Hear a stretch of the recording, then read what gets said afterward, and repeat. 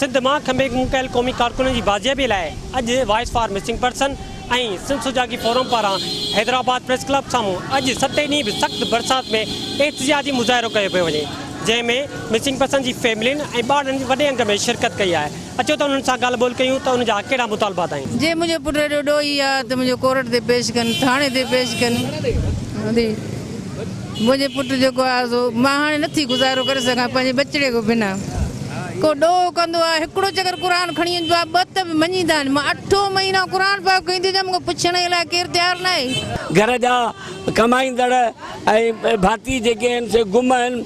हीअ न रुॻो पंहिंजनि प्यारनि जी आज़ादी जी ॻाल्हि कनि थियूं, पर सॼी सिंध मां खंबे गुम कयल आकिब चांडे खां इंसाफ़ दाए ताईं, अयूब कांदड़े खां महफूज़ नोतलाणी ताईं, नसीम बलोच खां वठी ग़ुलाम शबीर शेर ताईं सभिनी जे आज़ादीअ जो मुतालबो करे रहियो आहिनि।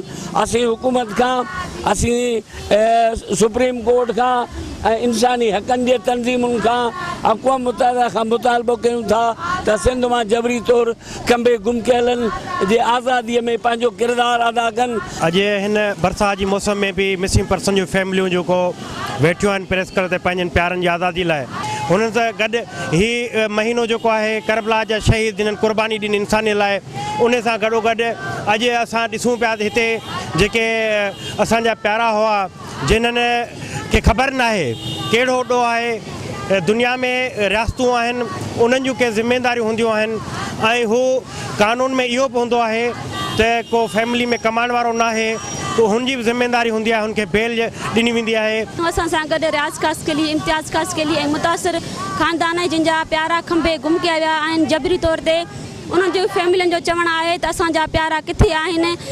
उस हुजे, गर्मी हुजे, चाहे मींहुं हुजे, हीअ हुन प्रेस क्लब ते, हैदराबाद प्रेस क्लब ते अॼु मुसलसल उन्हनि खे अॼु 8 ॾींहं आहे त हिते सुबुह जो 12 बजे खां वठी शाम जो 4 वॻे ताईं हिते हूंदियूं आहिनि ऐं उन्हनि जो इहो ई मुतालबो आहे त असांजा प्यारा किथे आहिनि।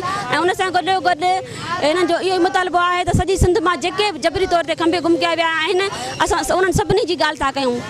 कंहिं बि सियासी पार्टी सां तालुक न आहे, असां बेगुनाह आहियूं, ग़रीब हूं, असांजो कंहिंसां बि तालुक न वास्तो आहे। बेगुनाह इम्तियाज़ ख़ास के लिए, बेगुनाह रियाज़ ख़ास के लिए खे आज़ादु कर, चीफ जस्टिस के अदे बिलावल के, इमरान खान के असां अपील था कयूं त असां बेगुनाह आहियूं, असांजी अदालत कर। गुनाह मुंहिंजा भाउ, मुंहिंजी ॿिनि ॿार खणी विया आहिनि, इम्तियाज़ ऐं रियाज़ बीमार आहे, शुगर जो मरीज़ ऐं साई जो मरीज़ आहे। तव्हां ॾिठो अॼु हिननि सख़्त बरसात में भी एहतिजाजी मुज़ाहिरो कयो। हिननि जो इहो ई मुतालबो आहे त सिंध मां खंबे गुम कयल क़ौमी कारकुननि खे आज़ादु कयो वञे, अगर उन मथां को ॾोह आहे त उन्हनि खे अदालत में पेश कयो वञे। हसीब लतीफ़ी, अवामी आवाज़ टीवी, हैदराबाद। विज़िट कयो अवामी आवाज़ मीडिया ग्रुप जी वेबसाइट awamiawaz.pk।